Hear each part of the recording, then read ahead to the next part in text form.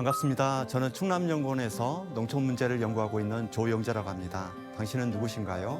안녕하세요, 조영재 박사님. 저는 AI 유리입니다. 어떤 정보가 필요하신가요?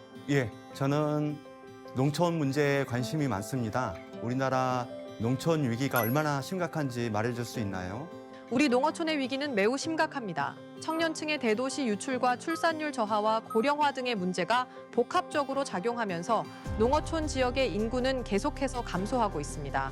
이로 인해 노동력 부족, 농업 생산성 저하, 지역 경제 침체 등이 발생하고 있으며 교육과 의료 등 기본적인 인프라마저 부족해지고 있습니다. 이러한 상황은 농어촌 사회뿐 아니라 국가 전체의 균형 발전에도 큰 영향을 미치고 있습니다. 지속 가능한 농어촌을 만들기 위해서는 다양한 정책과 새로운 접근 방식이 필요합니다. 그렇다면 지속 가능한 새로운 접근 방식이 궁금한데요. 새로운 접근 방식에 대해서 말해줄래요? 지속 가능한 농어촌을 만들기 위한 새로운 접근 방식에는 여러 가지가 있습니다.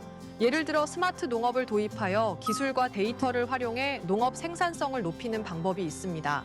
또한 청년층의 귀농과 창업을 지원하는 정책으로 지역 인구 유입을 촉진할 수 있습니다.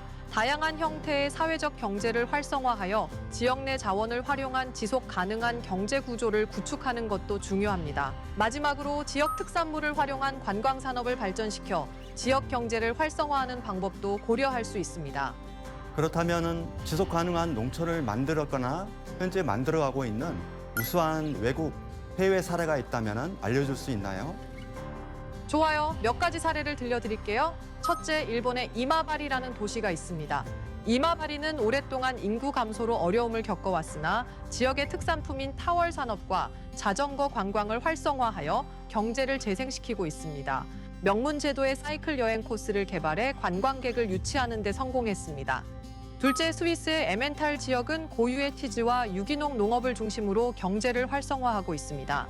이 지역은 친환경 농업과 지속 가능한 관광을 결합하여 높은 부가 가치를 창출하고 있습니다.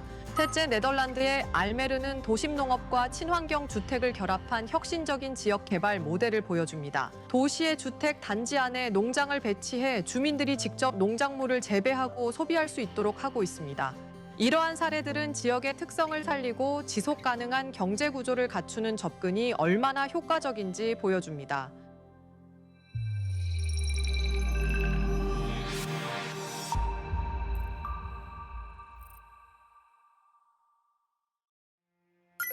안녕하세요. 지역 생존 AI 프로젝트 우리 고향 부탁해 진행자 이승현입니다.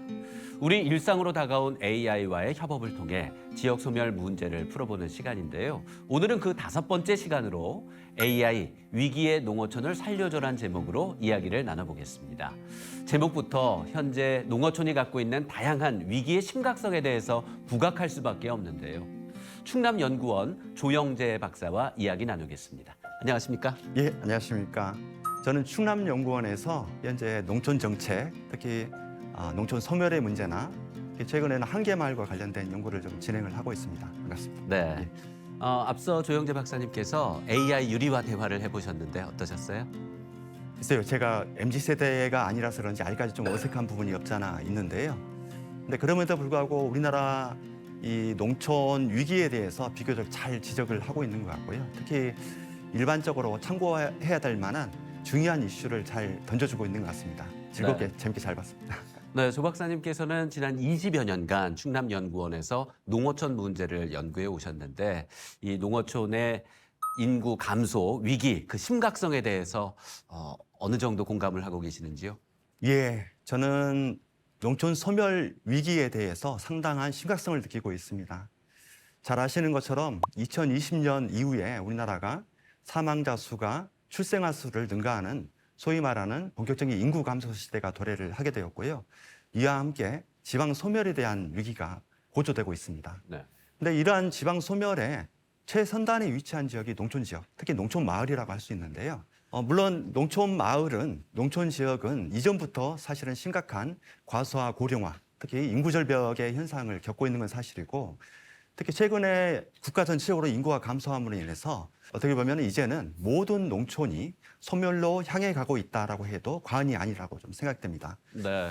특히 최근에 저희 연구원에 분석한 바에 따르면은 충남에 있는 마을의 32%가 소멸 가능성이 높은 것으로 분석이 됐고요. 특히 이렇게 농촌 현장에 가서 보면은 행정리 단위 아래에 이제 자연마을이 있는데요. 자연마을 단위에서는 이미 소멸이 진행되고 있는 것을 어렵지 않게 확인할 수 있습니다. 네. AI 유리에게 지속 가능한 농촌을 위한 새로운 접근 방식 물었습니다. 언뜻 듣기에는 뭐 새롭지 않아 보이기도 하는데, 네, 여기에 대해서는 어떻게 보셨는지요? 예, 좀 그런 측면이 없지 않아 있어 보이고요. 사실 그 AI 유리가 이야기한 농업 생산성의 제고, 그리고 새로운 인구의 유치, 그리고 농촌 경제의 다각화 등은 사실 정책적인 측면을 봤을 때는 재생의 방식이라고 할 수 있습니다. 이 재생의 방식이라는 것은 현재 지금 침체되어 있는 지역이나 농촌을 활성화시키고 기존의 어떤 기능으로 되돌리기 위한 노력들을 이야기하는데요. 사실 인구 감소 시대 이전부터 이러한 재생의 방식을 많이 추진을 해왔습니다. 그런데 중요한 것은 이러한 노력에도 불구하고 지방 소멸, 그리고 농촌 소멸에 대한 위기가 크게 확대되고 있다는 것입니다. 다시 말해서 뭐 재생의 방식이 잘못됐다라고 이야기하기보다는 이제는 정말 뭔가 보다 더 새로운 방식의 접근이 필요한 과도기적인 단계가 아닌가라고 생각을 하고 있습니다. 네, 지역 생존 AI 프로젝트 우리 고향 부탁해 함께 하고 계십니다. AI 유리가 지속 가능한 농촌을 만드는 가능성으로서 이마발이라는 그런 일본의 도시 사례를 제시해 줬는데요. 뭐 이제까지 일본을 중심으로도 연구를 계속 해오셨죠. 이마바리에 대해서 좀 말씀해 주시겠어요? 예, 이마바리가 우리나라에 많이 소개되고 있는데요. 사실은 이마바리 타월 등으로도 좀 잘 알려져 있는 지역입니다. 그 도시재생의 중요한 사례로 많이 소개가 되고 있고요. 사실은 그런 측면에서 오늘 이제 농촌을 이야기한다는 측면에서는 이 사례가 약간의 좀 괴리감이 있는 건 사실인 것 같습니다. 네, 다 그 타올 만드는 데 전념할 수는 없으니까 또 지역의 특수성, 국가의 특수성도 있을 것 같습니다. 우리가 뭔가 국내에 뭔가 문제가 있을 때 선진 사례, 해외 사례 많이 참고를 하잖아요. 이마바리 외에 또 AI나 디지털 기술로 지역을 좀 활성화시킨 그런 예가 좀 있을까요? 사실 일본에 대한 이야기가 좀 있었는데요. 일본은 사실 우리나라의 이러한 과정들을 그대로 이렇게 동일하게 변화를 겪고 있는 나라인 것 같고요. 특히 우리나라보다 앞서 한 10여 년 전부터 과소화, 고령화 현상들을 겪은 나라인 것 같습니다. 그래서 우리나라에 많은 시사점을 던져주고 있는데요. 특히 최근에 일본의 카미야마 사례가 우리나라에 많이 회자가 되고 있습니다. 네. 이 카미야마는 소위 말하는 워케이션의 성지로 많이 알려져 있습니다. 그래서 카미야마 주민들의 노력에 의해서 초고속 인터넷망 등의 인프라를 지역에 조성하고 이를 바탕으로 해서 IT, 벤처기업 등을 유치하는 등의 많은 성과를 거두고 있는 지역이고요. 이러한 지역 활성화의 대표적인 모델이라 할 수 있고 특히 이러한 측면에서 우리나라에서 많은 배치마킹이 이루어지고 있는 것 같습니다. 네, 그 워케이션에 대해서도 좀 말씀해 주시겠어요? 워케이션은 그 일과 방학을 의미하는 워크와 버케이션의 합성어로요. 이게 일하면서 같이 일을 하면서 일과 여가를 함께 즐길 수 있다라는 의미를 갖고 있습니다. 네. 앞서 뭐 조영재 박사님께서도 말씀해 주셨지만 이제 특수성이 있기 때문에 그 일본의 사례가 과연 우리나라에 적합한가 참고해서 적용하기에 여기에 대해서는 어떻게 생각하시는지요? 뭐 결론적으로 이야기하자면 케이스 바이 케이스라고 좀 생각됩니다. 소개한 카미야마 등을 포함해서 사실 국내에 많은 우수한 사례들이 있는데요. 이런 사례들은 많은 시사점을 던져주고 있는 건 사실인 것 같습니다. 하지만 그 적용에 있어서는 신중한 접근이 좀 필요할 거라고 생각됩니다. 좀 극단적으로 좀 설명을 예를 들지 않으면요. 카미야마는 카미야마이기 때문에 성공했다.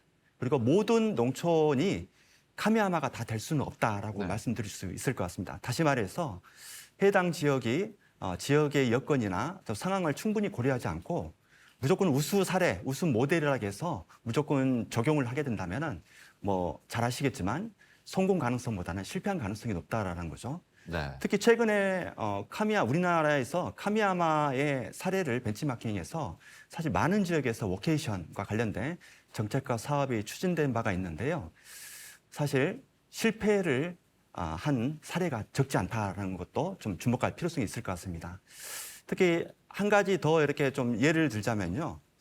우리나라가 2000년대에 들어서 일본의 그린 투어리즘을 벤치마킹해서 사실 그 농촌 체험 관광이 붐이 일어난 적이 있습니다. 그래서 모든 농촌 마을들이 농촌 체험관을 육성해서 농촌의 소득을 올리고 또한 농촌 활성화를 기대하면서 이러한 미래상을 설정하고 도전을 하게 되었는데요.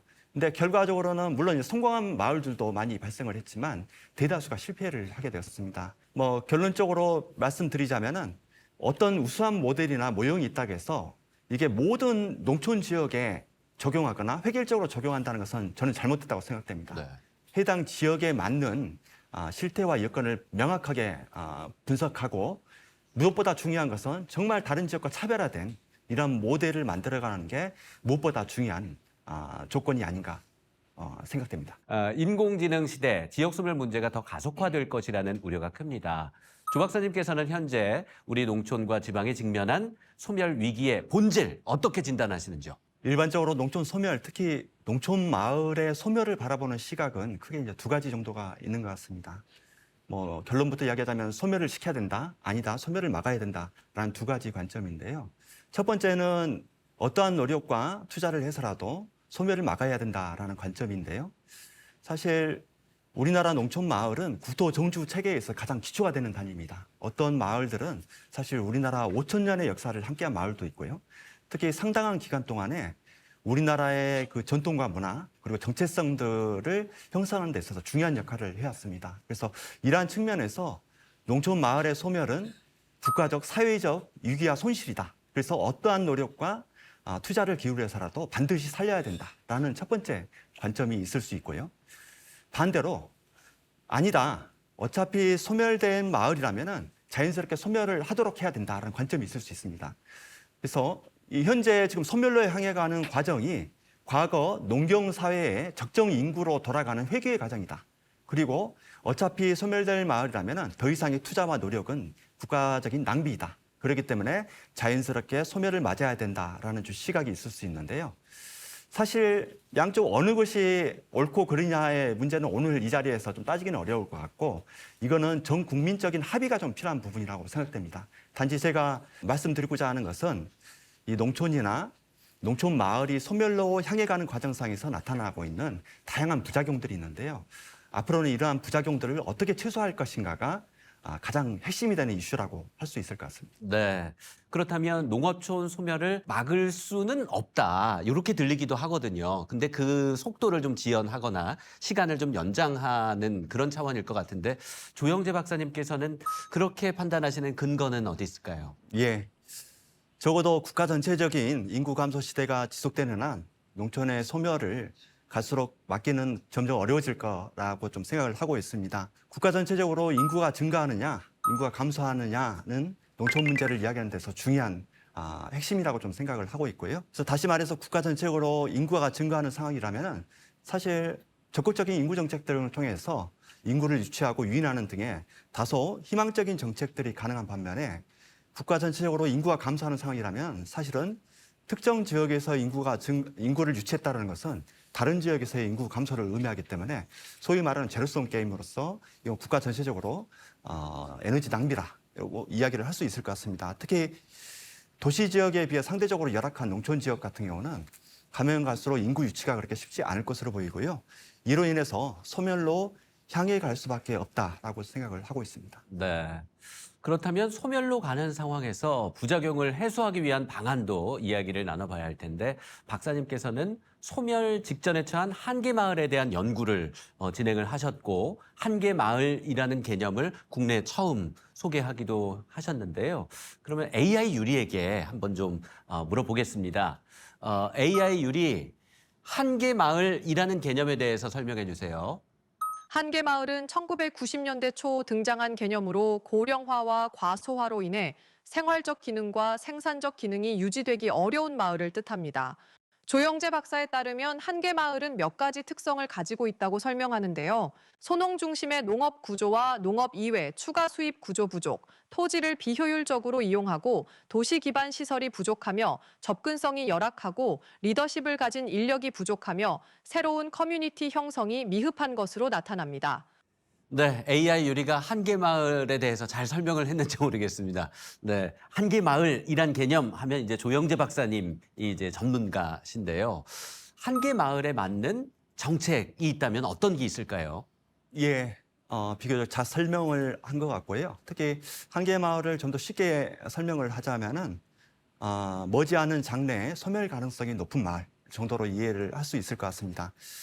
특히 앞서 그 새로운 접근 방식에 대한 이야기가 좀 있었고요. 그리고 부작용을 어떻게 최소화할 것인가라는 이야기가 있었는데 그것과 관련해서 저는 한 3가지 정도를 이야기를 하고자 합니다. 특히 저는 이게 재생의 방식이 아닌 새로운 재편의 방식이라고 좀 이야기를 하고 있는데요. 첫 번째는 기능적인 재편을 들 수 있습니다. 쉽게 이야기하면 커뮤니티의 재편이라고 할 수 있는데요. 예로 농촌마을 같은 경우는 갈수록 그 독거노인 세대가 지금 증가를 하고 있는데 대다수가 마을에 있는 이장님들이 독거노인들을 케어를 하고 있어요. 근데 중요한 것은 마을의 기능이 한계에 달한 한계마을 같은 경우는 이장님조차도 이제 고령화돼서 더 이상 독거노인 케어가 어렵다라는 겁니다. 그러다면 어쩔 수 없이 인접한 상대적으로 좀 여건이 양호한 마을에서 한계마을의 독거노인들을 케어하는 등의 공동체 재편이 좀 필요한 거죠. 이게 대표적인 기능적 재편의 좀 사례라고 할 수 있겠고요. 두 번째는 행정적인 재편을 들 수 있습니다. 특히 우리나라 농촌 마을은 우리나라 행정구역의 최소 단위라고 할 수 있고요. 거기에는 이장님이 계시고요. 근데 이게 농촌 마을이 한계 행정리로서의 기능들이 점점 약화되고요. 거의 상실된 위기에 좀 처해 있습니다. 그래서 행정구역, 특히 행정리의 통폐합이 좀 필요하다라고 말씀드릴 수 있고요. 일반적으로 행정구역 개편 이야기하면은 광역지자체 단위나 시군 단위에서 통폐합, 특히 뭐 메가시티라든지 이런 이야기들을 많이 하고 있는데요.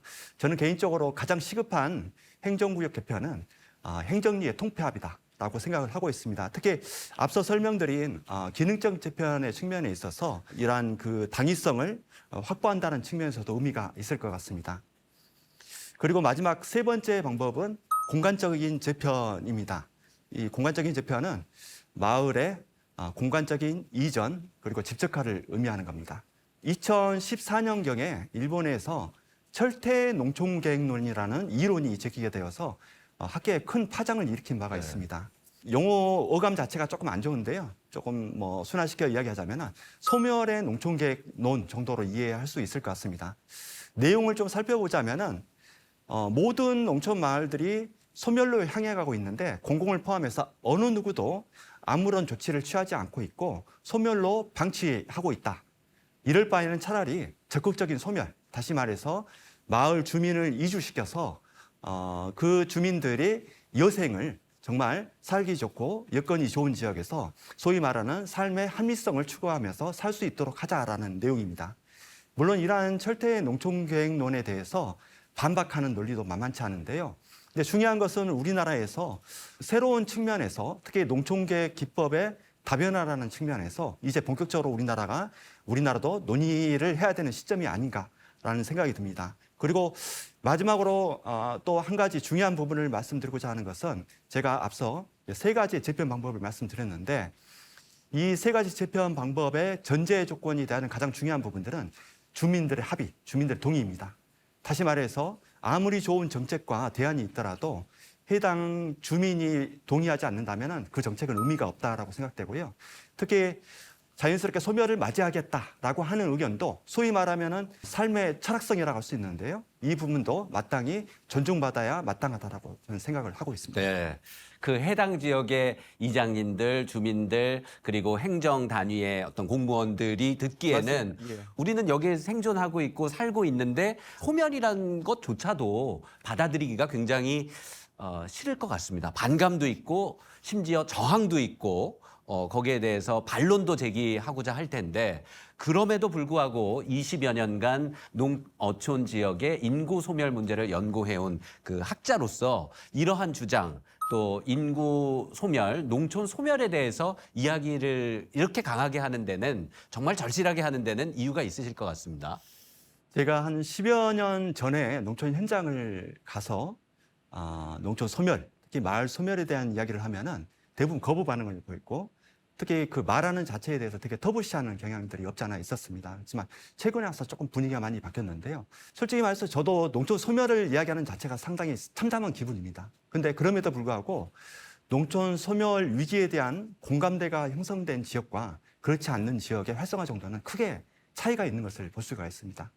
다시 말해서 농촌 소멸 위기에 대한 공감대가 형성되어 있는 지역 같은 경우는 이런 경각심을 바탕으로 해서 어떻게든지 인구를 유치하려고 또 귀농귀촌인들 받아들이려고 하는 활발한 움직임이 있는가 반면에 상대적으로 이러한 농촌 소멸 위기에 대한 공감대가 형성되지 않는 지역들은 아직도 외지인이 들어오는 것에 대해서 반감을 갖고 있고 또한 외지인이 들어오더라도 갈등 등이 원인이 돼서 역귀촌하거나 역귀농하는 그러한 현상이 발생되는 것을 많이 볼 수가 있습니다. 그래서 중요한 것은 농촌 소멸 위기에 대한 좀 더 양성화된 논의장, 또 공론화시킬 수 있는 이러한 논의의 장이 마련되어서 정말로 모든 사람들이 머리를 맞대고 농촌의 미래를 고민해야 되는 그런 시기가 아닌가 생각합니다.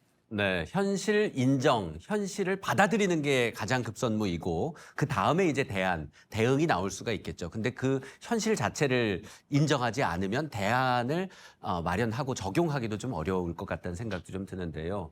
그럼에도 불구하고 우리 농어촌의 미래를 희망이나 긍정적인 측면으로 바라본다면 있겠죠. 그런 측면 어떤 게 있을까요? 예, 물론 있습니다. 크게 한 두 가지 정도를 이야기할 수 있을 것 같은데요. 그 첫 번째는 귀농귀촌에 대한 수요가 크게 증가를 하고 있다는 겁니다. 실제 농촌 마을, 특히 산골 오지 지역에 가더라도 귀농귀촌 이 한두 가구 정도가 이게 들어와 있는 것을 확인할 수가 있고요. 특히 물론 귀농귀촌이 이렇게 들어오더라도 당분간은 이 농촌 지역의 자연인구 감소로 인해서 농촌 지역 인구가 크게 이제 증가하지는 않겠지만 그럼에도 불구하고 귀농귀촌의 수요가 증가한다는 것은 상당히 긍정적이고 고무적인 일이라고 생각이 됩니다. 특히 앞서 이 자리에서 AI라든지 디지털 기술에 대한 언급이 있었는데요. 이 도시적인 생활 양식에 익숙한 귀농귀촌인들에게 있어서 이 AI나 디지털 환경의 이 여부는 귀농이나 귀촌 지역을 결정하는 데서 중요한 요인이 된다는 것도 주목할 필요성이 있을 것 같습니다.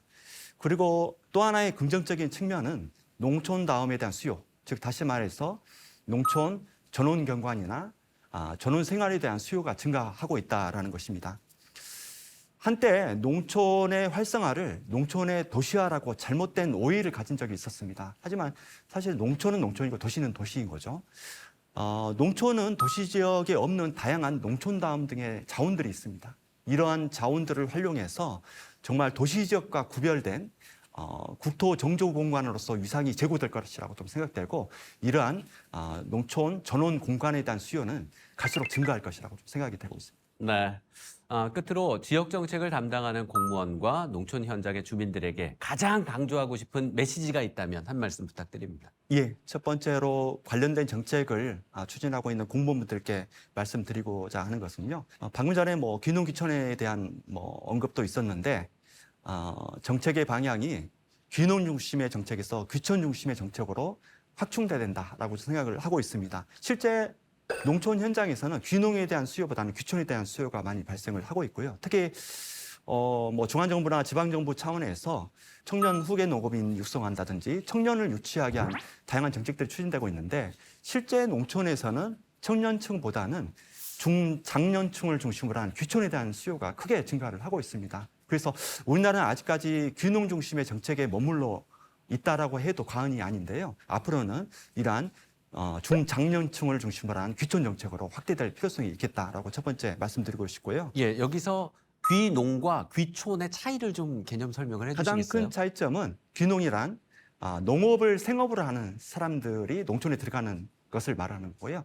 귀촌은 사실 농업을 생업으로 하지 않고 농촌에서 단순히 살기 위해서 들어가신 분인데요. 물론 농촌에 이제 귀촌에서 들어가서 나중에 농사를 소일거리로 하신 분도 많이 있는데요. 일단은 농업을 생업으로 하고 있냐 안 하냐가 귀농과 귀촌의 큰 차이라고 할 수 있습니다. 그렇지만 지방 소도시 혹은 농촌 마을에 들어가서도 경제 활동을 해야 되는데 그러면 농업이 아니라 그러면 펜션이라든지 관광 혹은 또 다른 일을 한다는 말씀이신가요? 그래서 가면 갈수록 농촌 지역에 사실은 소일거리에 대한 일자리의 수요가 크게 증가를 하고 있습니다. 도시 지역의 노인 일자리라든지 이런 부분들에 대한 수요가 크게 증가를 하고 있고요. 근데 안타까운 것은 이런 일자리를 대응할 수 있는 정책들이 농촌의 중심지라든지 이 도시 지역을 중심으로 해서밖에 대응이 안 되고 나머지 농촌 지역에서는 대응이 어려운 부분도 없지 않아 있습니다. 특히 한 가지 더 추가적으로 말씀드리고자 하는 것은 농업에 대한 이야기가 계속 나오고 있는데 저는 농업의 활성화가 농촌의 지속 가능성을 반드시 담보하지 못한다는 생각을 갖고 있습니다. 왜 그러냐면은 최근에 농업 후계자라든지 이런 귀농인들 육성을 하게 되고 유치하게 되는데 이들이 특히 청년 농업인을 중심으로 해서 대부분 귀농을 하게 되면은 농촌 마을까지 들어가서 사는 게 아닌 이들은 대부분 인근의 중심지나 대도시에 거주하면서 소위 말하는 출퇴근형의 농업을 영위하게 되는데요. 이거를 다시 말해서 농업과 주거지가 분리되어 있는 농주 분리 현상이라고 하는데요. 이러한 농주 분리 현상이 가속화되고 있습니다. 또 하나의 중요한 부분들은 아까도 잠깐 언급을 드렸는데 실제적으로 수요가 많은 이 귀촌인들이 농촌에 들어가고 있는 인구의 특성을 보면은 대부분 농업을 생업으로 하고 있지 않습니다. 다시 말해서 이제는 조금은 농업과 농촌을 분리해서 생각해야 될 시기가 아닌가라고 생각을 하고 있습니다. 네. 지역 생존 AI 프로젝트 우리 고향 부탁해 5부 AI 위기의 농어촌을 살려줘 충남연구원 조영재 박사와 함께했습니다. 고맙습니다.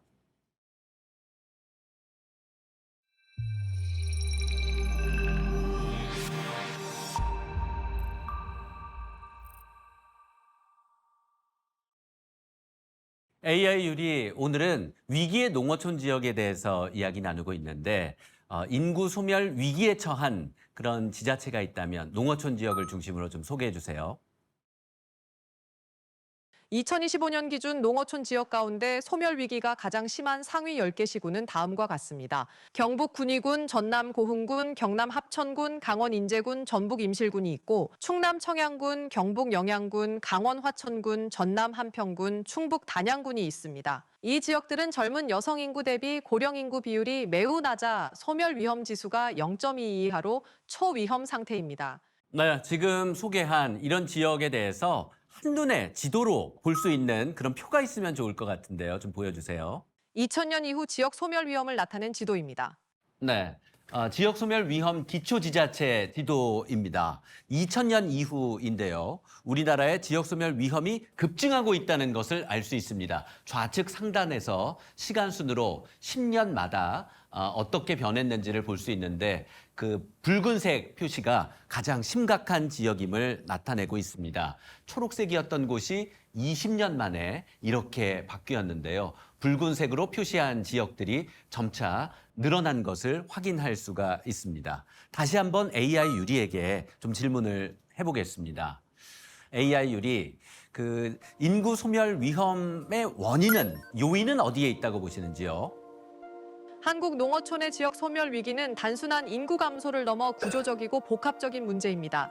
우선 청년층의 유출과 정착 실패, 고령화의 심화, 학교 병원 등 사회 경제 기반이 붕괴되고 농어촌 외면 정책과 수도권 집중 접근성과 연결성의 단절 등으로 인해 청년이 떠나고 돌아오지 않기 때문입니다. 즉 사람이 줄어든 것이 아니라 젊은 사람이 줄어든 것이 핵심입니다. 그 결과 학교가 닫히고 일손이 부족해지고 가게도 문을 닫고 마을은 소멸의 길로 접어듭니다. 네, AI 유리는 우리 농어촌 소멸 위기의 핵심을 사람이 줄어든 것이 아니라 젊은 사람이 줄어든 것이라고 진단을 합니다. 오랜 기간 우리 농어촌 문제를 연구하고 고민해온 전문가들은 어떻게 분석을 하고 있을까요? 한국농촌경제연구원 정도채 박사와 인터뷰를 진행하겠습니다. 질문은 인공지능이 직접 선별한 질문으로 진행합니다. 정도채 박사님, 안녕하십니까?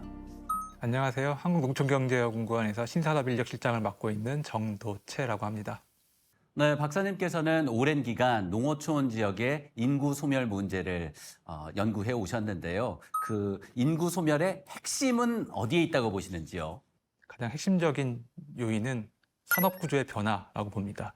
농촌의 주력 산업이었던 농업이 경쟁력을 상실하고 국가 산업 비중에서 차지하는 비중이 감소하는 가운데 국가적인 인구 감소 위기를 만나서 최근에 소멸 위기가 극대화됐다고 생각을 합니다. 더 이상 안정적인 일자리와 양질의 일자리를 제공하지 못한 농촌이기 때문에 사람들이 도시로 이주하고 그렇기 때문에 생활 환경이 더욱 악화되는 그런 악순환에 빠져 있다고 생각을 합니다.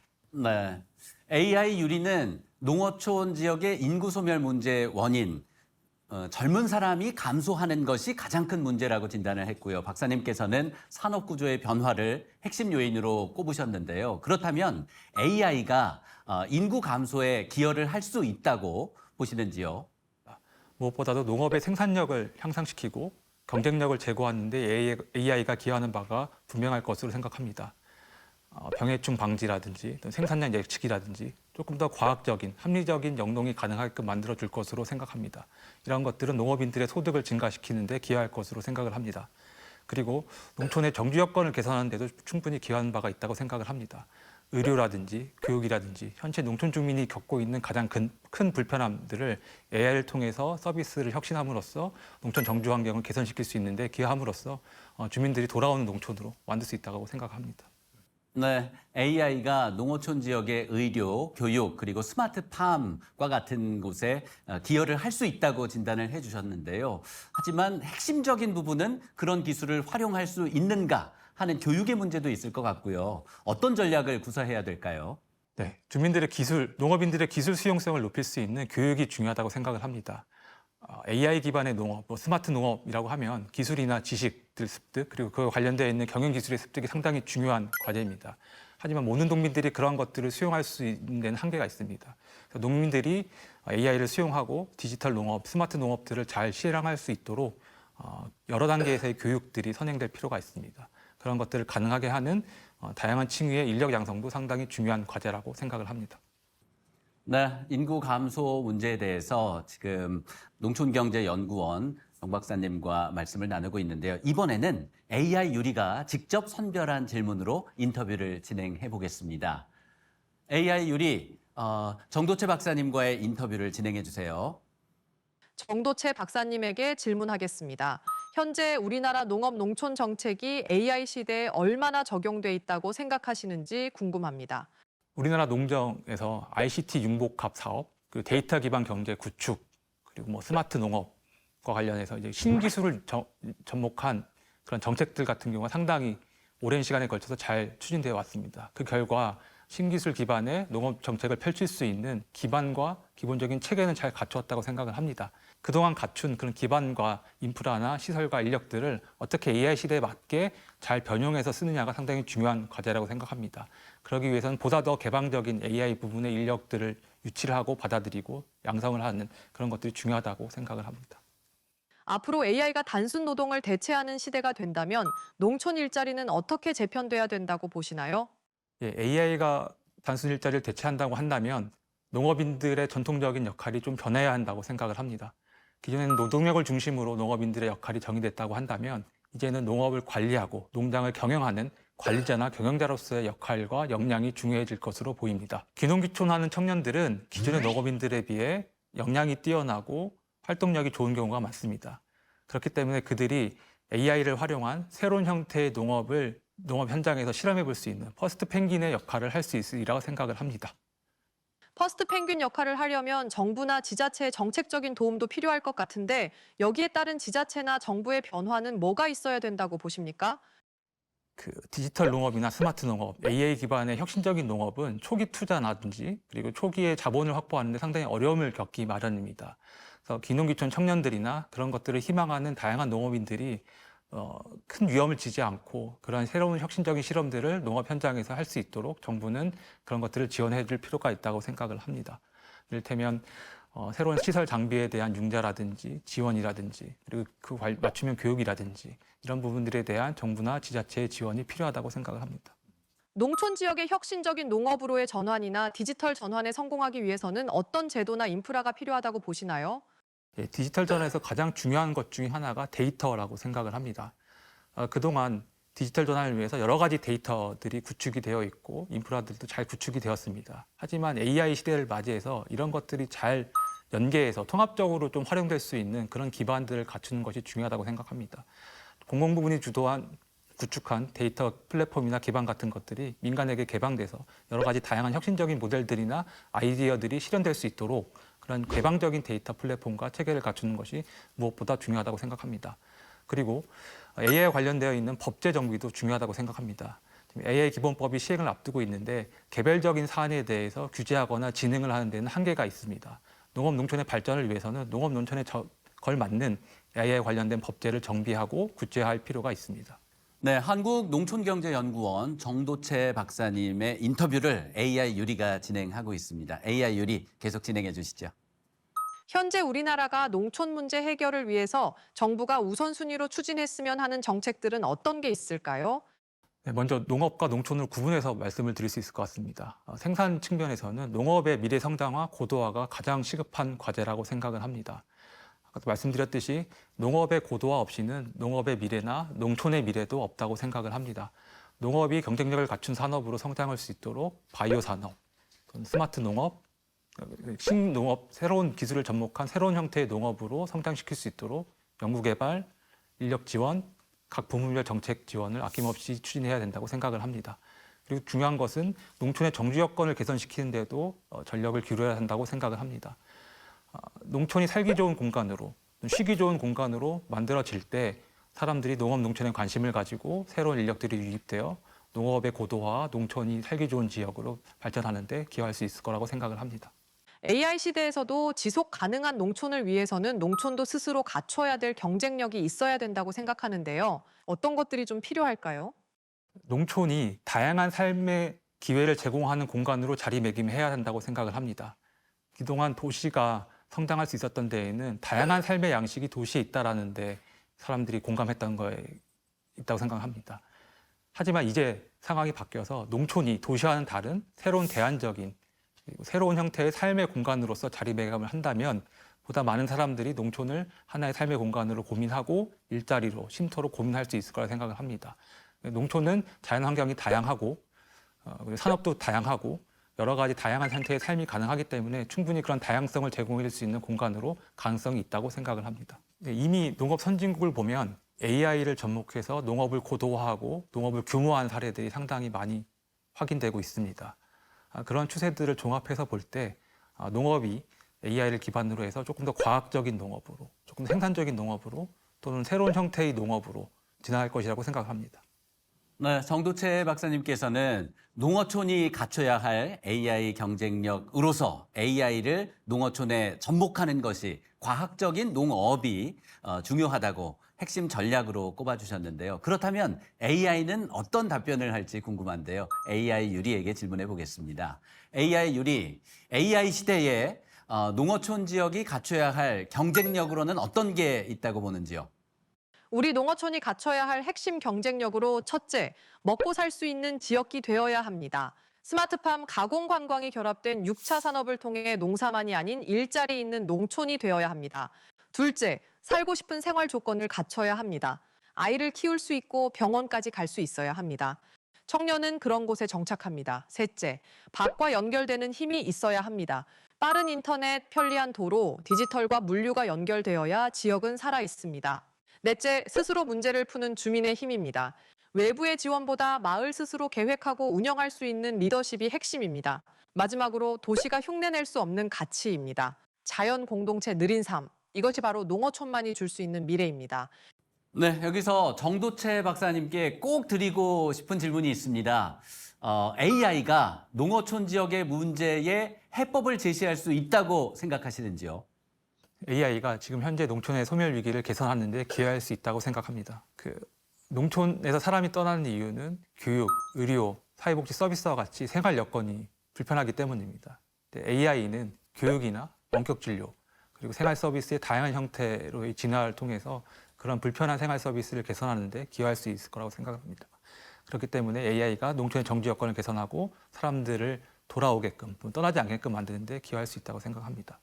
또 한 가지, AI가 농업이 고부가가치 산업으로 발전하는 데 기여하는 바가 있다고 생각합니다. AI는 스마트 농업이나 그리고 미래 농업, 다양한 형태의 그런 그린바이오 산업 육성에 기여할 것으로 보입니다. 그걸 통해서 농촌의 기반 산업인 농업을 조금 더 경쟁력 있는 산업으로 성장시키고 발전시키는 데 기여함으로써 일자리를 만들어내고 돌아오는 농업 농촌으로 만드는 데 기여할 수 있을 거라고 생각합니다. 네, 끝으로 정도채 박사님께서 농촌경제연구원에서 연구하실 때 AI도 많이 활용하고 계실 것 같은데요. AI 유리에게 하고 싶은 질문이 있다면 해주시죠. AI 유리, 너가 분석한 한국 농촌의 가장 큰 잠재력과 기회는 무엇이야? 그리고 너가 한국 농촌의 미래를 디자인한다면 어떠한 농촌 마을을 그려볼래? 농지와 산림, 바다 등의 자연자원과 지역 공동체는 도시가 가질 수 없는 자산입니다. 또한 전통 문화와 지역 식문화, 생태관광과 농어촌 스토리텔링은 콘텐츠 산업의 보물창고와도 같습니다. 이를 통해 농어촌을 가장 살고 싶은 공간으로 만들 수 있습니다. 스마트 기술로 농사 짓고 재택근무로 일하며 공동체가 함께 돌보는 지속 가능한 마을.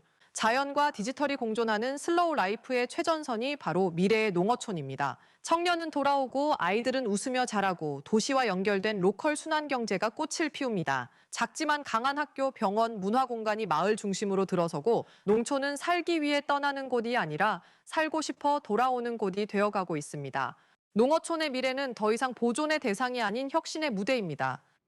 네, 지금까지 인공지능 AI 유리와 함께 한국농촌경제연구원 정도채 박사와 이야기 나눠봤습니다.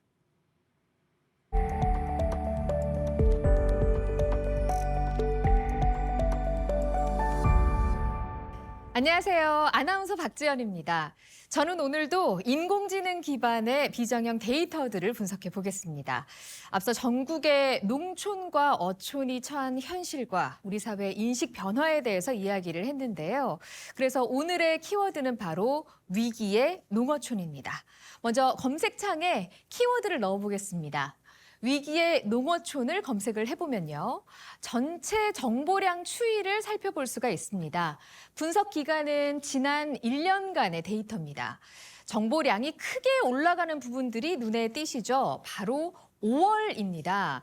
작년과 올해 모두 5월에 정보량이 아주 많게 보이는데요. 5월이 되면 본격적인 농번기가 시작되고요. 농어촌 지역의 일손 부족이나 고령화 문제, 또 외국인 노동자 수급, 청년 이탈에 관한 이슈들이 언론과 SNS에서 다뤄지게 됩니다. 또 5월이 되면 정부에서 정책 발표나 언론 보도가 집중되고요. 가정의 달이기도 해서 이 5월엔 고향이나 노부모 또 지역 소멸과 관련된 기획 기사도 늘어나는 경향이 있습니다. 이렇게 인터넷상에서 언급량이 5월이면 크게 늘어나는 게 확연하게 드러나는데요. 이번에는 연관어 검색으로 넘어가 보실까요? 위기의 농어촌이라는 키워드와 함께 연관어들이 어떻게 검색되고 있는지를 확인해 볼 수 있습니다. 카테고리가 4가지로 나뉘어져 있습니다. 가장 먼저 보실 핫 카테고리입니다. 최근 들어서 급격하게 증가하고 있는 단어들인데요. 가장 크게 보이는 단어는 지속 가능성, 지속 가능 발전, 아래쪽에 고령 보이고요. 왼쪽에 접근, 결합, 또 가능성, 거래 같은 단어들이 보입니다. 농어촌 지역의 고령화 또 지속 가능성에 대한 걱정들을 많은 사람들이 하고 있다는 것을 알 수 있습니다. 이번에는 새롭게 유입되고 있는 단어들 아래쪽 인 카테고리에서 보실 수가 있습니다. 실질적, 필수적, 인력 부족, 본격적, 구조적 같은 단어들이 있네요. 실질적인 인력 부족 문제, 또 어떤 식으로 보상할 것인가에 대한 문제, 이런 현실적인 요구들이 새롭게 부상하고 있음을 알 수 있습니다. 가장 많이 언급되는 단어들이 탑 카테고리에서 보여집니다.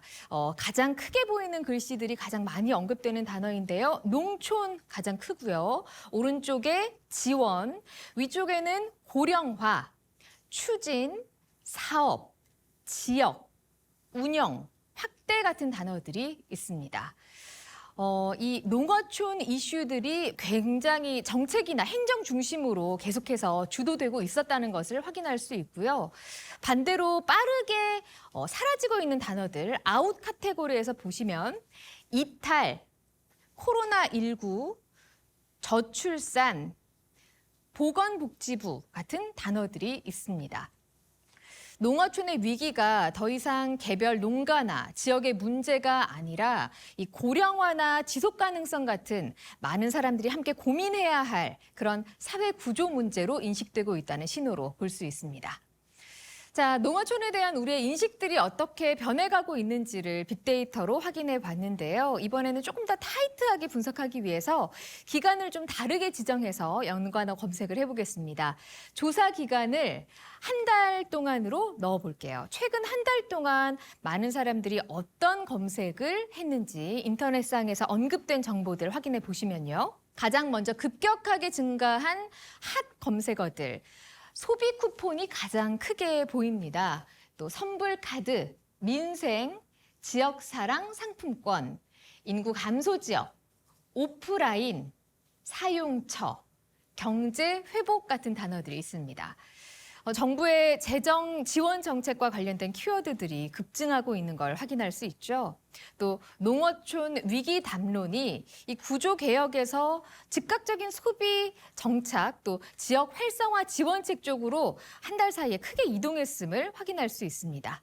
새롭게 유입된 단어들 인 카테고리에서 확인하실 수 있는데요. 여기에서도 가장 큰 단어 비수도권입니다. 정부의 소비 지원 정책이 비수도권 지역에 대한 지원 강화 현상을 보였죠. 그래서 검색이 좀 늘어난 것으로 보이고요. 이외에도 한부모 가족, 체크카드, 추가 지급, 주민등록 같은 단어들 대거 유입되었습니다. 가장 많이 언급되는 탑 카테고리의 단어들은요. 가장 큰 글씨 농촌입니다.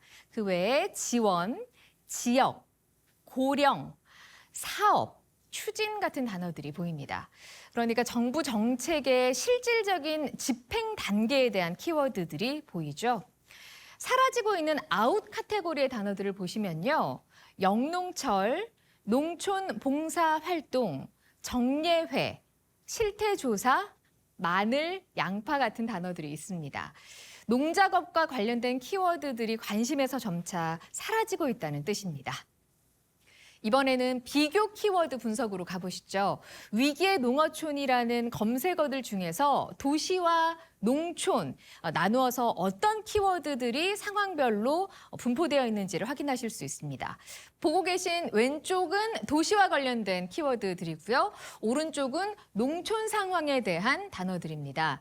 도시에서 가장 많이 언급되고 있는 키워드를 보시면요.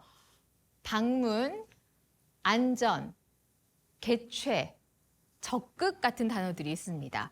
도시 관련해서 정책이나 행사, 문화활동 같은 외연적인 확장에 대한 정보들을 많이 검색하고 있다는 것을 알 수 있습니다. 농촌 쪽 키워드들을 보시면요. 농업, 확장, 확대, 교육, 방문, 적극, 노력 같은 단어들이 보입니다. 이 핵심 키워드들이 좀 실제적이라는 느낌이 드시나요? 실천적인 특징들을 보여주고 있는데요. 도시와 농촌이 모두 변화를 추구하고 있지만 도시 같은 경우는 확장과 경험 쪽에 또 농촌은 실행과 기여 쪽에 가치를 두고 있음을 확인할 수가 있습니다.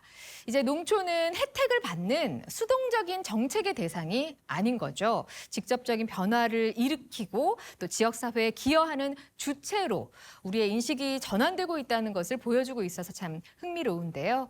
우리 농어촌이 단순히 존속하는 것을 넘어서 공존과 지속이라는 가치를 실현하기 위해서는 새로운 시스템과 문화적 변화가 절실한 것 같습니다. 지금까지 빅데이터 분석 함께 하셨습니다.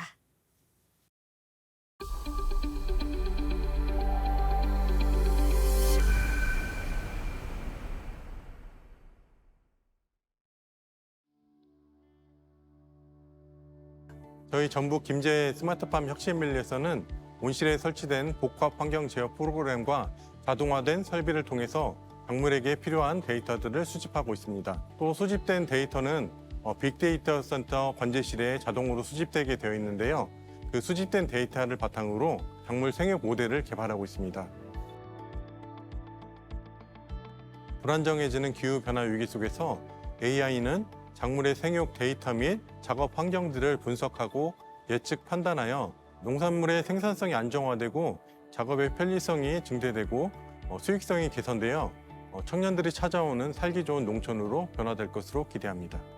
농업은 우리 먹거리를 책임지는 국가 안보 산업이자 농촌 공간이 주는 평안과 위로는 그 무엇으로 대체할 수 없는 소중한 가치라고 생각합니다. AI 기술이 이제 급속도로 발전하고 있고 그것들을 농업 현장에서도 많이 적용하기 위한 노력들을 많이 하고 있습니다.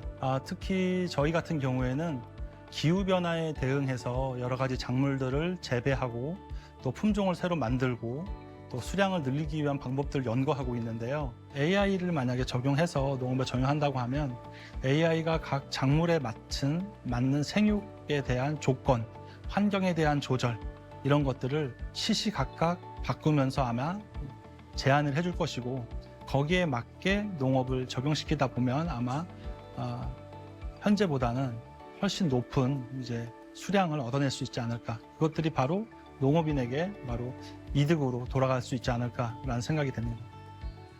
아직까지는 AI가 이제 도입되는 이제 단계라고 저희가 생각되고 있는데요. 2세대 스마트팜에서는 환경 조절까지가 이제 2세대 스마트팜을 저희가 표방하고 있고요. 이제 3세대 스마트팜으로 가게 되면 그 작물을 잘 키우기 위해서 환경만 조절해 주는 것뿐만 아니고 내가 토마토를 키우고 싶은데 거기에 맞게 잘 설계해줘라고 얘기를 하게 되면 AI가 거기에 맞게 양분과 습도, 온도를 조절해서 최적의 생산량을 만들어내는 것을 AI가 적용된 3세대 스마트팜이라고 생각하고 있습니다. 거의 대부분의 지역에서 농업이 기반이 되고 있는 지역들이 많습니다. 또 이러한 농업은 여러 가지 산업으로 발전할 수 있는데요. 예를 들어 저희 지역에서 하고 있는 강원 라이즈 사업 같은 경우에는 지역에서 생산되는 농산품들, 특산품들을 이용해서 신소재를 개발하고 이러한 신소재들을 바이오 헬스에 적용시켜서 신약을 개발하는 이러한 연구 사업들도 하고 있습니다. 이것의 근간에는 다 농업이 있다고 생각됩니다. 결국에는 우리가 먹고 사는 문제에 있어서는 농업은 국가에서 꼭 지켜야 되는 산업이라고 저는 생각을 하고 있습니다. 이를 위해서 지금 현재 지역사회의 고령화를 통해서 소멸되고 있는 농업을 살리기 위해서는 장기적으로 청년들을 지원할 수 있는 프로그램들을 좀 만들었으면 좋겠습니다. 현재 저희 지역에 있는 청년농을 제가 이제 교육을 하고 있는데요. 청년농들이 많이 힘듭니다. 왜냐하면 농업에 대해서 잘 모르고 시작하는 청년농도 있고 생각하기에는 저리 대출이라고 생각을 해서 그것을 가지고서 농업을 시작하는 청년농도 있습니다. 하지만 생각보다 1년, 2년 농사를 지어서 거기에 대한 대출을 받았던 것들에 대한 것을 상환하면서 생활을 하기가 녹록지가 않습니다. 지자체에서 이러한 청년농에 대한 정책들을 조금 확대해 주시면 지역에서 공부를 한 학생들이 그 지역에 정주할 수 있는 여건도 마련될 뿐 아니라 타 지역에서 수도권에서 농업에 대한 인력을 지역으로 이동시킬 수 있는 이런 것들이 활성화되지 않을까라는 생각을 좀 하고 있습니다. MBC 강원 영동, 원주, 충북, 대전, 광주, 목포, 경남, 제주 MBC 8개사 공동기획 지역생존 AI 프로젝트 우리 고향 부탁해 5번째 시간 함께했습니다. 네, 지역생존 AI 프로젝트 우리 고향 부탁해는 인간이 묻고 AI가 데이터를 학습하고 분석하며 전문가와 지역 주민들의 목소리를 통해서 현실적인 해법을 모색하고 있는데요. 오늘은 AI와 함께 위기의 농어촌 문제를 진단하고 살펴봤습니다. 지역생존 AI 프로젝트 우리 고향 부탁해 다음 시간에는 6부 AI 우리의 미래를 보여줘로 함께하겠습니다. 고맙습니다.